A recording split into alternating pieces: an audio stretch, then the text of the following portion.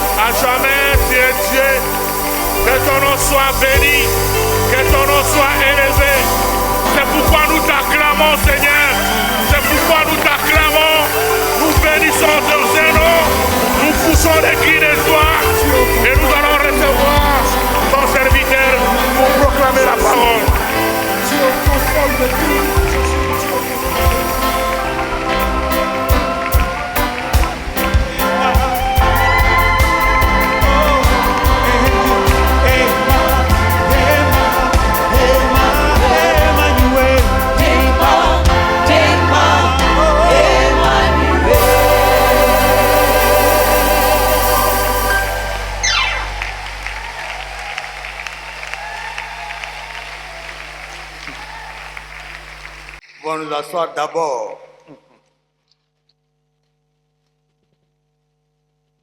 J'ai là que particulièrement merci pour cette adoration une forte adoration pour la gloire et le règne de Jésus-Christ.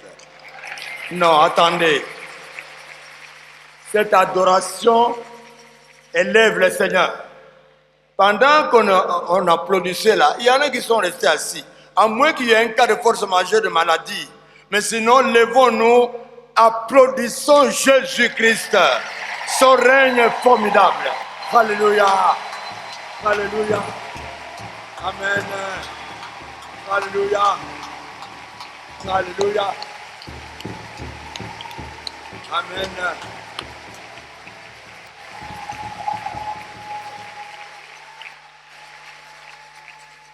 Seul lui, le Christ, mérite cette adoration.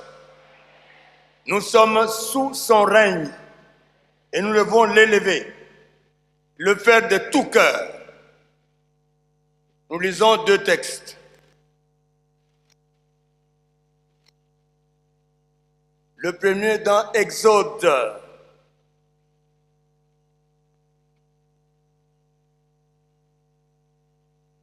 Chapitre 20.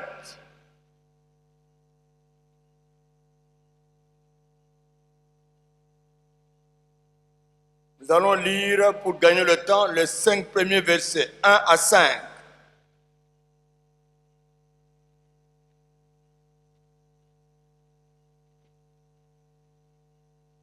Là, c'est la première lecture. La seconde se fera dans le livre du prophète Daniel,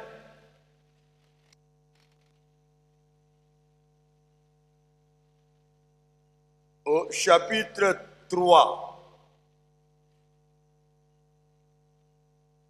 Nous lirons du 16e au 18e verset, 16 à 18.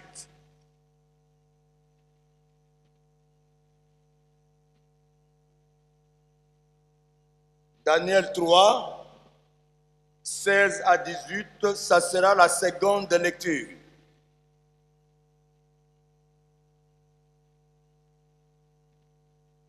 Nous allons nous lever pour le respect que nous devons à la parole de Dieu. Nous commençons par Exode 20, 1 à 5. Là, il est dit ceci. Alors, Dieu prononça toutes ces paroles en disant, je suis l'Éternel ton Dieu, qui te fait sortir du pays d'Égypte, de la maison de servitude. Tu n'auras point d'autre Dieu devant ma face. Tu ne te feras point d'image taillée, ni de représentation quelconque de choses qui sont en haut dans les cieux, qui sont en bas sur la terre, et qui sont dans les eaux plus bas que la terre. Tu ne te prosterneras point devant elles, et tu ne les serviras point. Car moi, l'Éternel, ton Dieu, je suis un Dieu jaloux, qui punit l'iniquité des pères sur les enfants, jusqu'à la 3e et la 4e génération de ceux qui me haïssent, et qui fait miséricorde jusqu'à 1000 générations à ceux qui m'aiment et qui gardent mes commandements. Parole du Seigneur. Nous sommes dans Daniel.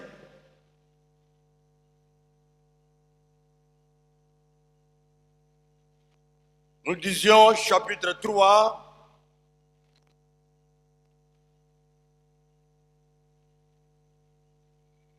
les versets 16 et 18. L'histoire est très connue. Shadrach, Meshach et Abednego répliquèrent au roi Nebuchadnezzar, Nous n'avons pas besoin de te répondre là-dessus. Voici notre Dieu que nous servons peut nous délivrer de la fournaise ardente et il nous délivrera de ta main, ô roi. Sinon, sache, ô roi, que nous ne servirons pas tes dieux et que nous n'adorerons pas la statue d'or que tu as élevée. Le ciel et la terre passeront, dit le Christ, mais mes paroles ne passeront point. Amen. Veuillez vous asseoir.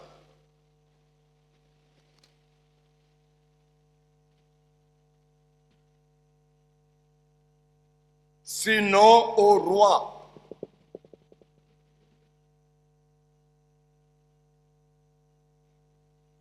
sache que nous ne servirons pas tes dieux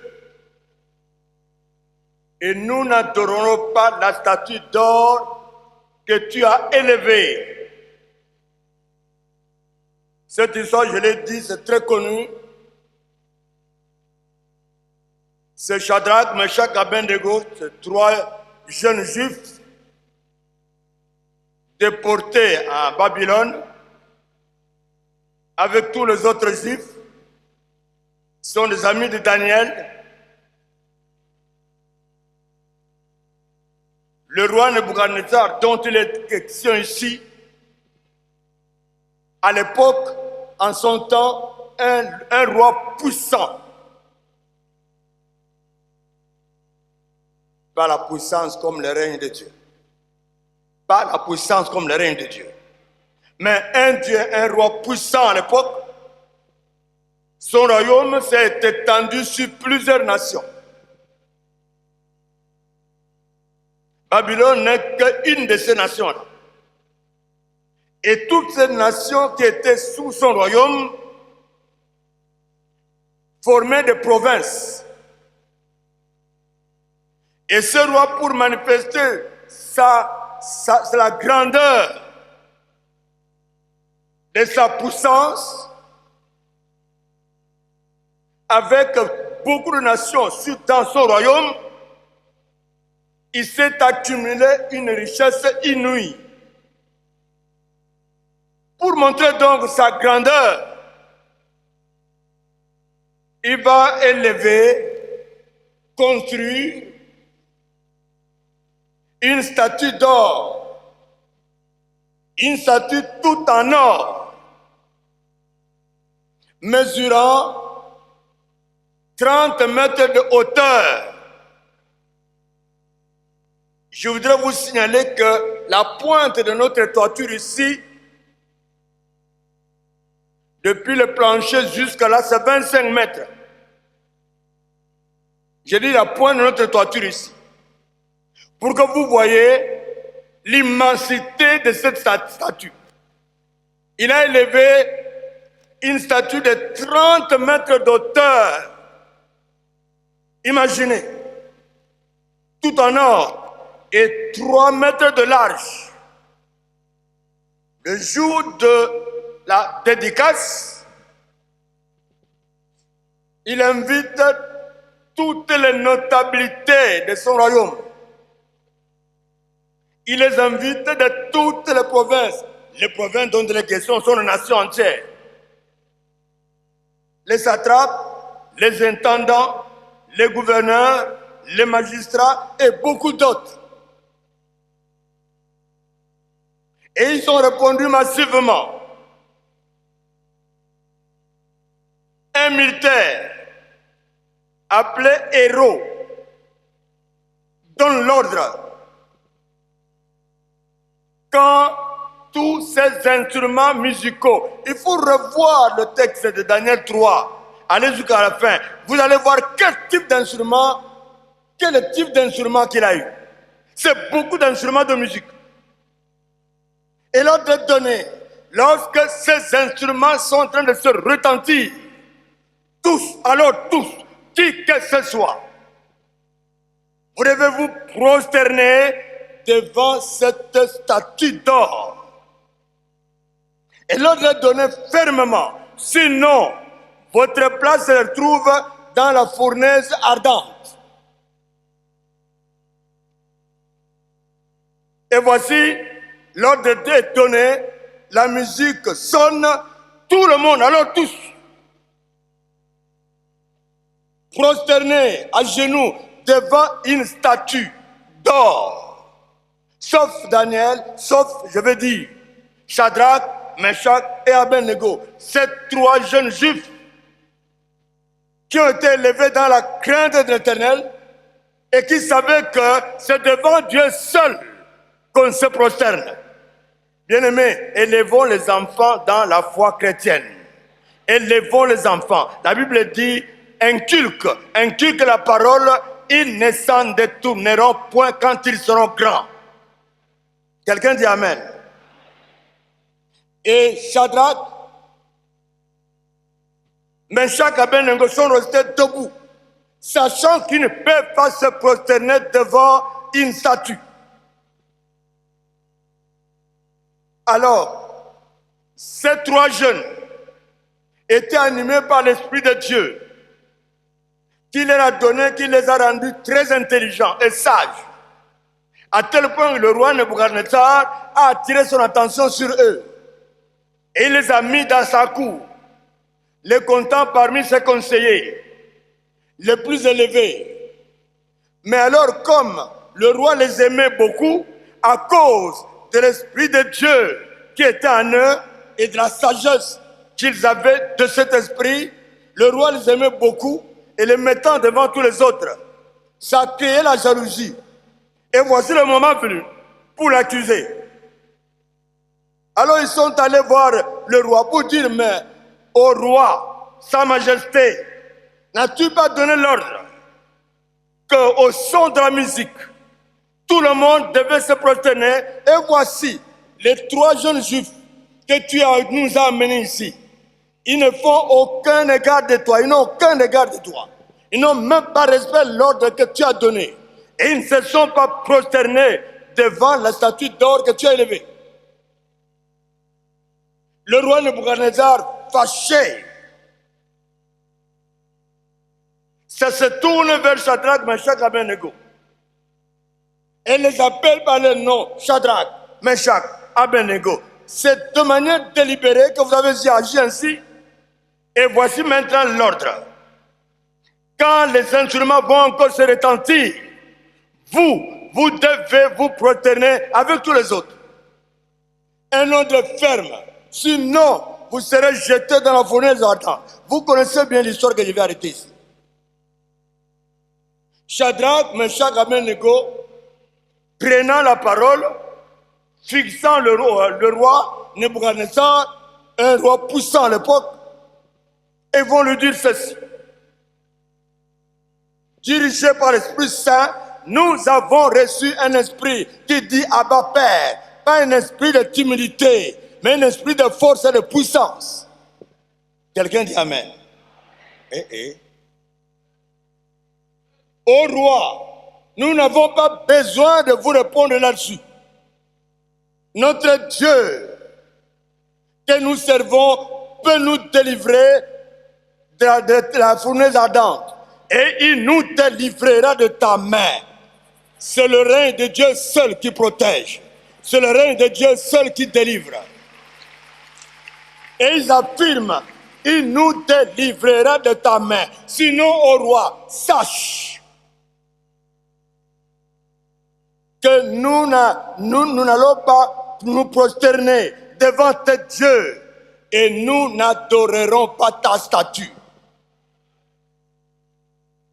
D'où vous connaissez notre grand thème. C'est le règne de Dieu. Aujourd'hui, vous prenez que le règne, que Christ règne dans mon cœur. Que le Christ règne dans votre cœur. Que le Christ règne dans nos cœurs et non les idoles. Tenez bien ce sous-thème. Que Jésus-Christ règne dans le cœur, dans nos cœurs et non les idoles.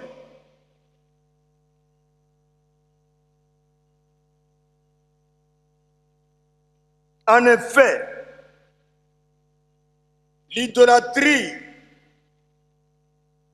est le fait d'adorer les créatures, Bikelamu, d'adorer les créatures à la place du Créateur. Ça s'appelle idolâtrie. Une idole, tenez bien ça, une idole, c'est d'abord une image ou une statue qu'on adore comme Dieu. Une représentation quelconque de Dieu, une statue érigée par les humains, mais qu'on adore comme Dieu. Cette statue devient une idole. Une idole est une personne humaine. Une personne humaine à qui on rend un culte comme Dieu. Le français parle de culte de personne. L'idole peut être une personne humaine, mais à qui l'on rend le culte comme on le fait pour Dieu. Nous avons eu des idoles dans ce pays. On a rendu le culte à des personnes. Une idole est tout autre objet matériel, mais qui prend la place du Christ dans le cœur d'un chrétien. Tout autre objet, matériel ou immatériel, mais qui prend la place de Jésus-Christ dans le cœur d'un chrétien, c'est une idole. Bien-aimés dans le Christ, frères et sœurs, dans ce temps de la fin, beaucoup de chrétiens, malheureusement, hélas, dans l'ignorance, peut-être sans le savoir, adorent beaucoup de dieux de ce monde. Je dis bien peut-être sans le savoir. Et Dieu dit, mon peuple meurt comment? Je vais écouter. Mon peuple meurt comment? Par manque de connaissance. Beaucoup de choses sont adorées, parfois dans l'ignorance, comme Dieu, et sont devenues des idoles pour beaucoup de chrétiens et chrétiens.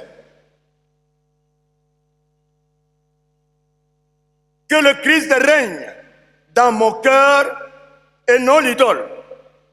Que le Christ règne dans votre cœur et non l'idole. Je vous cite quelques exemples. Il y en a tellement.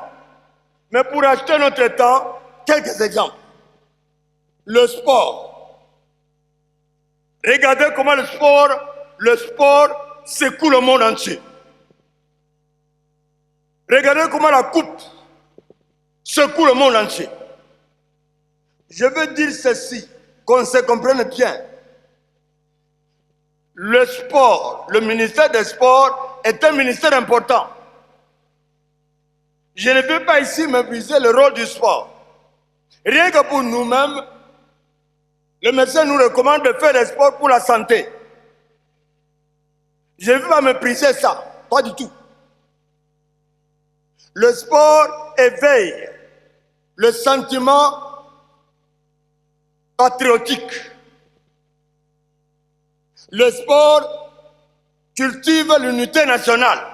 Regardez, quand on était dans la coupe ici, même nos bien-aimés, malheureusement, qui sont sous occupation, Nord Kivu, Sud Kivu, Ituri, étaient unis avec nous, tous ensemble. On a oublié cette occupation-là. D'abord, le sport joue ce rôle-là. L'unité nationale éveille le sentiment patriotique et pour notre propre santé. Mais ce sport ne peut pas prendre la place de Jésus dans mon cœur et dans votre cœur. Quelqu'un dit Amen.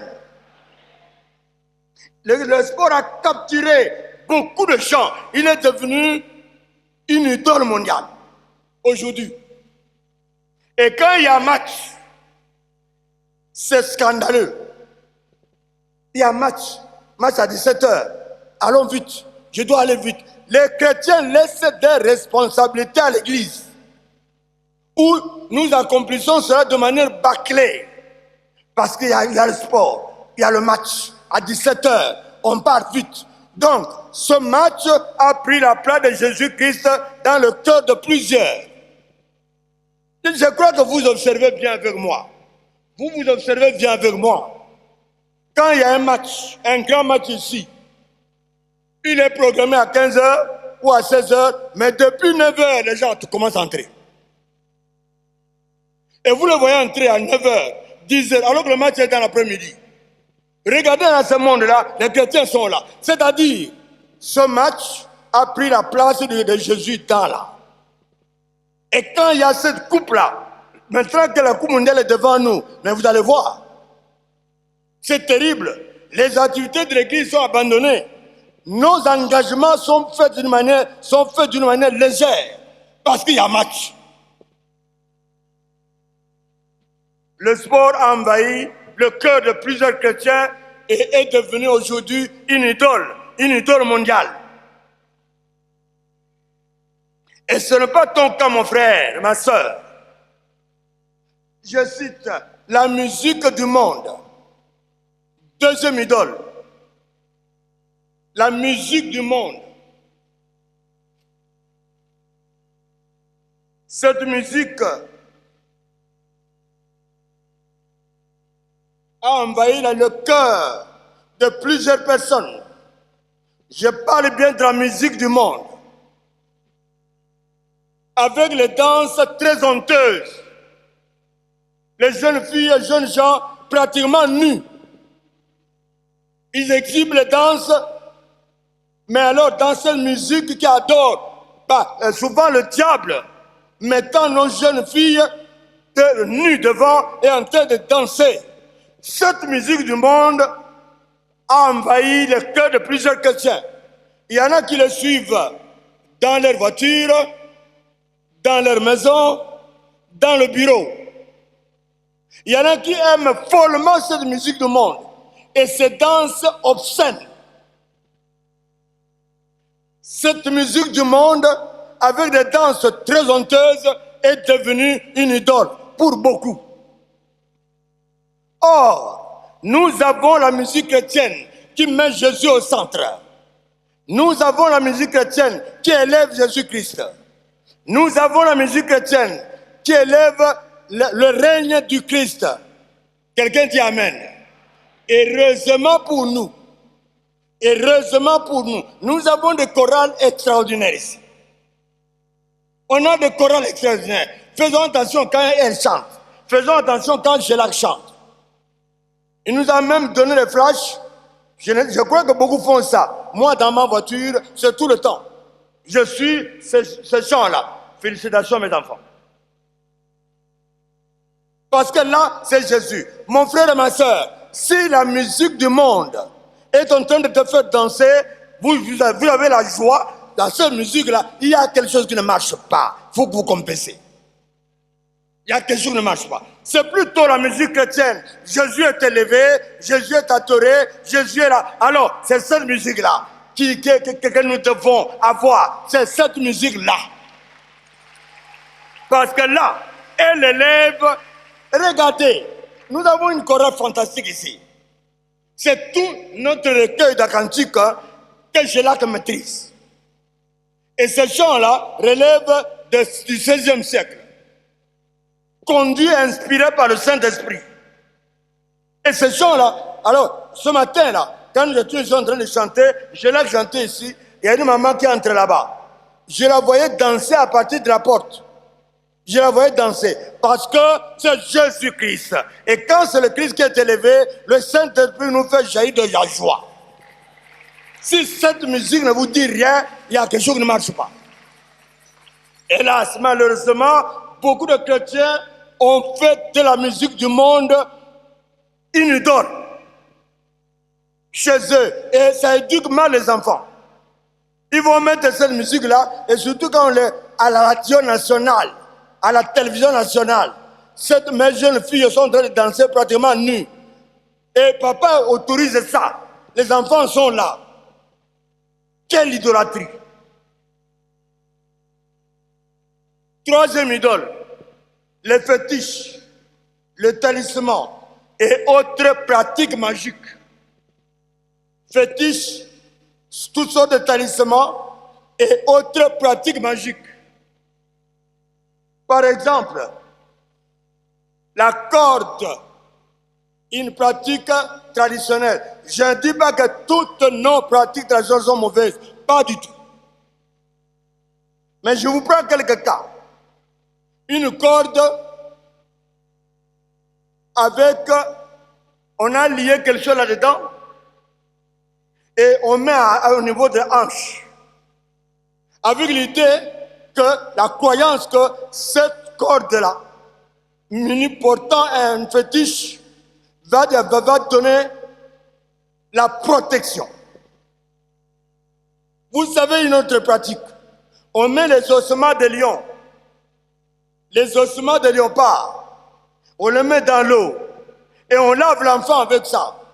La croyance est que cet enfant aura beaucoup de force.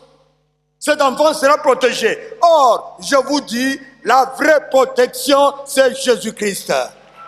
La vraie, alors la vraie, c'est le Seigneur. Écoutez ce qu'il dit. Je connais mes brebis. Elles me suivent ma voix. Je leur donne la vie éternelle. Elles ne périront jamais. Personne ne peut les ravir de ma main. Si tu es dans le Seigneur, entre ses mains, un sorcier, un démon, le diable lui-même ne peut pas vous arracher de main de Jésus-Christ. Parce que c'est là la sécurité, la vraie sécurité. Et la Bible dit, l'ange de l'Éternel campe autour de ceux qui le craignent et les arrache du danger. La vraie sécurité, c'est dans le règne de Dieu. Soyez sous le règne du Christ et non sous le règne des idoles. Je le répète, soyons sous le règne du Christ et non sous le règne des idoles. Il y en a qui prennent la Bible. C'est un livre, mais un livre saint. Il y en a qui prennent la Bible. J'en ai vu dans des maisons, comme pasteur, la Bible. Sous l'oreiller. Parce que pour cette personne, la Bible lui apporte la protection. A comme dit le Banankolo, un objet magique. Il y en a qui prennent la même Bible. Ils ferment la porte. La porte est bien fermée. Le soir avant de dormir. Mais ils vont placer la Bible juste à côté de la porte. Du côté de l'intérieur. Pour eux, cette Bible assure la protection. Quelle idolâtrie! Il y en a même qui prennent de l'eau. L'eau bénite. Et comme il dit l'eau bénite. Allez une fois à Jérusalem, vous allez voir ce que les chrétiens font. Ils vont prendre de l'eau du Jourdain. Parce que Jésus qui était baptisé là-bas, et quand ils arrivent à Jérusalem, ils vont prendre de l'eau du Jourdain. Parce que le Christ était baptisé là-bas. Cette eau devient une histoire de puissance. Ils amènent ça. J'en ai vu de mes yeux. Quand nous sommes allés à Jérusalem. Il y en a qui vont prendre de l'eau de Kamba. Parce que l'eau de Kamba donne la protection, donne la bénédiction, donne la grâce de se marier, donne la grâce d'avoir du travail. Il y en a qui amènent toutes sortes d'eau appelée eau bénite.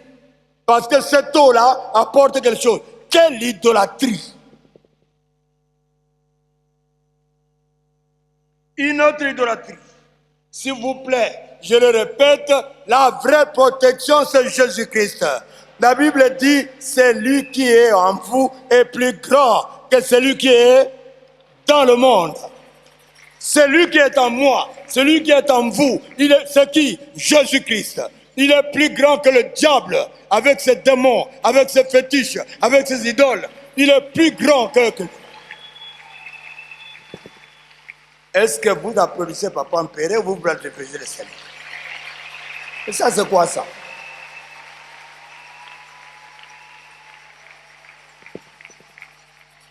Une autre idole, je vais aller vers la fin là. Une autre idole. Les personnes idoles. Des personnes qui sont devenues des idoles. Certains pasteurs, je mets ça pasteur entre guillemets, certains apôtres, certains bishops, archibishops, donnez tout le titre que vous connaissez. Ils sont devenus des personnes qu'on adore pour aller voir un apôtre. J'ai eu des frères et des sœurs dans mon bureau. Chaque fois, j'ai la même réaction. Quand ils commencent à me raconter ceux qui sont allés voir, je dis arrête là-bas. Plusieurs fois. Il dit, pasteur, j'ai fait plus de 3 mois pour avoir l'apôtre. Impossible. C'est difficile qu'aller voir le chef de l'État. Pour aller voir un prophète, c'est plus difficile qu'aller voir le chef d'État. Et un frère me dit, le jour où c'était mon jour, je suis arrivé, mais on m'a dit, je dois me prosterner depuis la porte. Et il se prosterne depuis la porte jusqu'à aller voir son prophète. Et pendant qu'il parle à son prophète, il reste à genoux. Quelle idolâtrie! Ce sont des personnes idoles. Il y en a tellement aujourd'hui. L'argent, je n'ai rien à dire, vous le connaissez. L'argent, c'est un bien important. L'argent nous rend des services importants. Avec lui, nous pouvons acquérir tout. Avec lui, nous pouvons accéder à tous les services. Avec l'argent, nous pouvons nous soigner. C'est important. Moi, je suis moi-même économiste de formation. Orientation, monnaie, banque et finance. Je connais l'importance de l'argent. Mais l'argent ne peut pas devenir mon maître. Dès qu'il devient le maître, il reste un serviteur. Mais dès qu'il commence à diriger la vie de quelqu'un, c'est terminé. Il devient Dieu. Et je vous avoue, aujourd'hui, l'argent dirige le cœur de plusieurs personnes. Toute sa puissance du monde aujourd'hui, c'est l'argent. Mais qu'est-ce qu'il fait pour les 30 ans à l'Est? Des millions de morts. Mais c'est l'argent. C'est le pillage des ressources naturelles pour avoir l'argent. Qu'est-ce qui fait trahir? Beaucoup de trahisons, vous le savez, vous suivez bien. Beaucoup de trahisons. Mais avec l'argent, on a trahi la nation. Avec l'argent, on tue son frère. Avec l'argent, on va faire un complot contre sa soeur. L'argent dirige le cœur des humains. Et quand c'est sur votre comportement, mon comportement, notre comportement, et de cette manière-là, l'argent commence à nous diriger. Lui, cet argent-là devient une idole.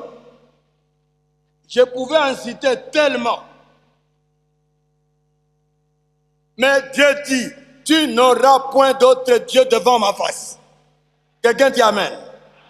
Tu n'auras point d'autre Dieu devant ma face. Bien-aimé, notre Dieu, créateur des cieux et de la terre, notre Père en Christ, est un Dieu jaloux. Il ne partage jamais sa gloire avec qui que ce soit. Il dit bien, moi, l'Éternel, votre Dieu, je suis un Dieu jaloux. Suivez bien, bien-aimés, suivez bien. Il est écrit ceci. Ne vous y trompez pas.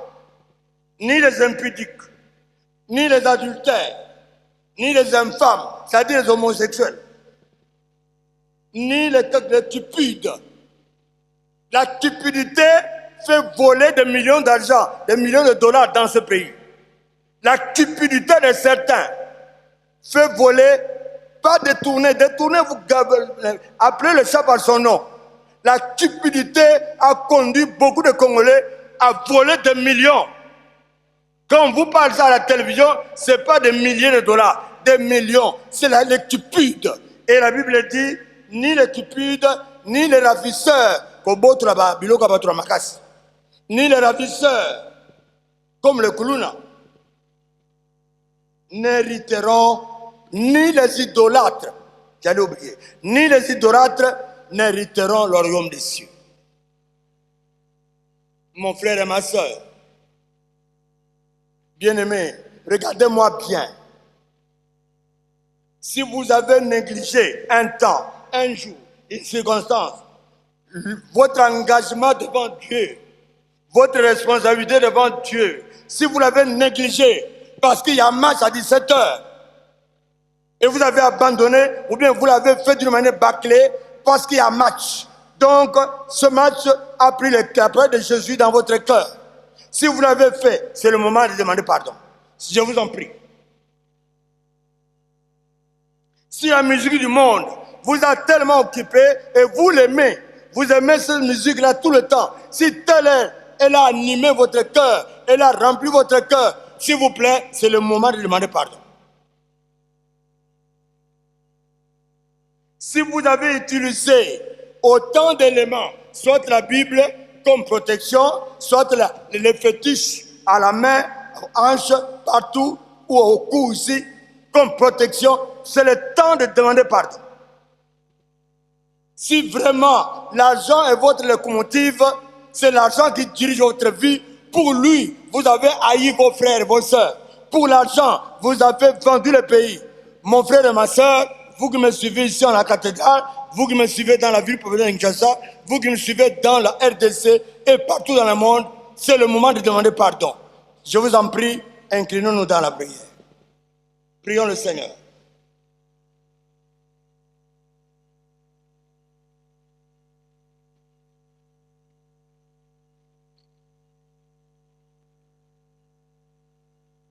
Mon frère et ma sœur, vous êtes tombés dans une pratique idolâtre. Le match a tellement animé votre cœur, vous avez négligé le travail de Dieu pour ça. Vous allez vous lever là où vous êtes. Si ce message vous a dit quelque chose, levez-vous là où vous vous retrouvez. Si vraiment vous avez considéré, ma soeur, n'hésitez pas. Vous avez considéré les choses de ce monde qui ont pris la place de Jésus dans votre cœur. Ma soeur, vous m'avez bien suivi, mon frère. Vous allez vous lever, nous allons prier pour vous. C'est le moment de confesser ce péché-là. En faisant ça, vous êtes tombé dans l'idolâtrie. Et aucun idolâtre n'entre dans le royaume de Dieu. Jésus-Christ doit régner dans mon cœur, dans votre cœur. Et non une idole quelconque. Et non un apôtre. Et non un pasteur quelconque. Le Seigneur Jésus-Christ lui-même a dit au diable, retire-toi, lors de sa tentation, la troisième, retire-toi de moi. Car il est écrit, tu adoreras l'Éternel ton Dieu seul et tu le serviras. Les anges ont refusé d'être adorés. Si vous avez adoré, vous avez fait des pratiques idolâtres, mon frère, beaucoup sont déjà debout, je vous en prie, levez-vous. Et nous allons prier pour vous. Oh, je bénis le Seigneur. Ma soeur, il ne faut pas hésiter. Je bénis le Seigneur. Vous êtes tombé dans une pratique idolâtre, même celle que je n'ai pas citée. Merci mon frère. Il n'a pas fallu attendre longtemps. Vous allez vous lever et nous allons prier pour vous. Merci mon frère. Pendant que le révérend Cyril Alengue, votre pasteur, s'approche ici pour prier pour vous, bien aimé, pendant que le pasteur arrive, vous, si l'Esprit vous convainc, joignez ceux qui sont déjà debout. L'Esprit vous convainc d'être tombé dans une pratique idolâtre, joignez ceux qui sont debout. Merci mon frère. Merci ma soeur.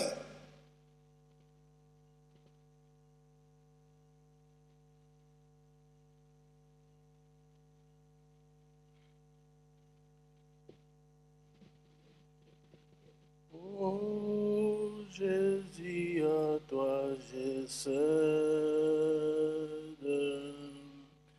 Je vais être libéré de tout péché qui m'obsède. Être à jamais délivré. Jésus, je viens. Jésus, je viens. Je viens à toi tel que je suis. Je viens à toi, Jésus, je viens. Je viens à toi, tel que je suis. Oh. Éternel, notre Dieu, nous sommes brisés par cette parole. Tu as envoyé la parole nous libérer. Et tu as dit, si le Christ vous a franchi, vous serez réellement libres. Nous cédons en ce moment à toi, Jésus, de tout péché qui nous envoie dans l'idolâtrie. J'aimerais te recommander mon frère et ma sœur. Seigneur, souviens-toi du prix du sang de ton Fils qui a laissé ton trône. Il a accepté l'humiliation sur la croix pour nous délivrer. La Bible dit, il s'est humilié et tu lui as donné le nom qui est au-dessus de tout nom. Seigneur, que tous ceux qui se sont levés en signe de reconnaissance, d'abandon entre tes mains, étends ta main et commence à les toucher. Délivre chacun de nous de l'idolâtrie. Donne-nous la force, ton Esprit Saint, afin de marcher, Seigneur, dans la fidélité. Quel qu'en soit le prix, que l'exemple de Shadrach, Meshach et Abednego nous fortifie. Bénis ton serviteur et que cette parole apporte vie là où il y avait la mort. Nous déclarons, Seigneur, de la même manière que les ossements desséchés ont repris vie, que tes enfants qui se sont levés en ce moment, même ceux-là qui ne se sont pas levés, Seigneur, qu'ils retrouvent la vie et te glorifient. Merci parce que tu nous as écoutés. Sois élevé, sois magnifié et manifeste-toi dans la vie de mon frère et de ma frère. Au nom de Jésus, nous avons ainsi prié. Amen. Nous allons acclamer notre Dieu.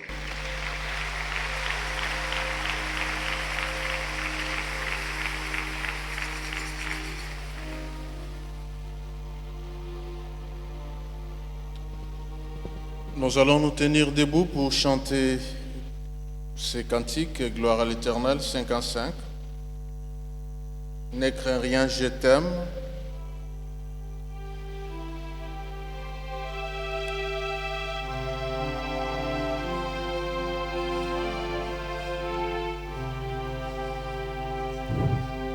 Ne crains rien, je t'aime. Je suis avec toi. Oh, mais ce sur terre.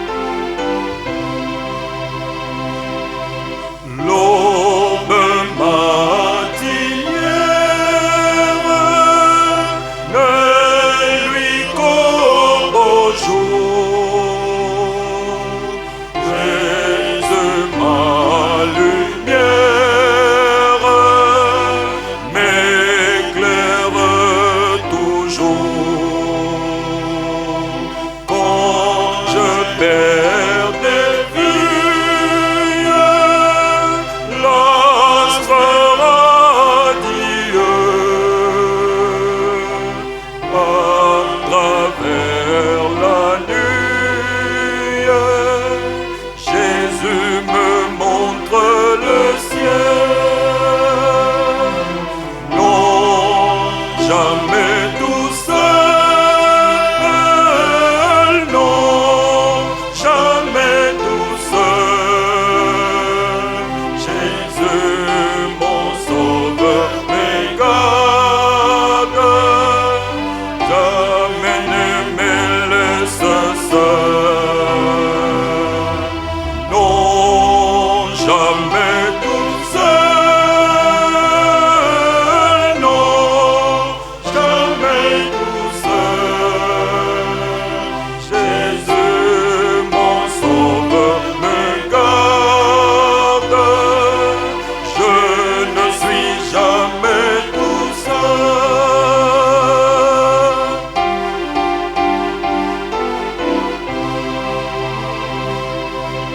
Le danger accourt,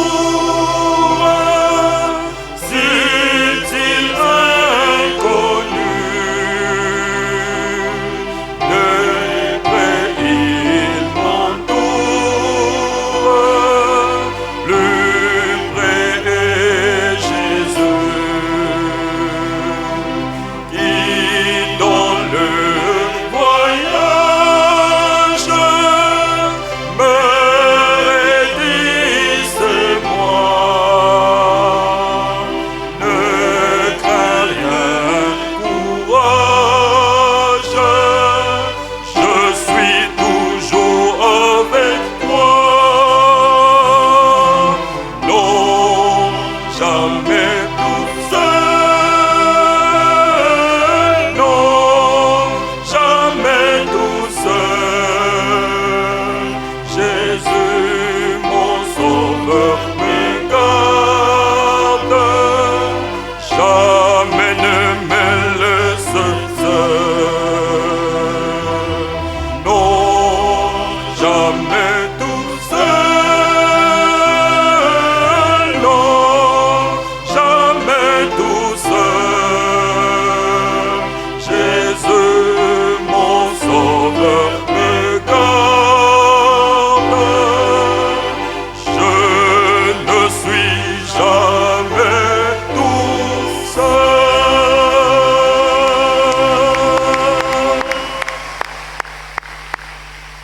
Merci. Nous pouvons nous asseoir.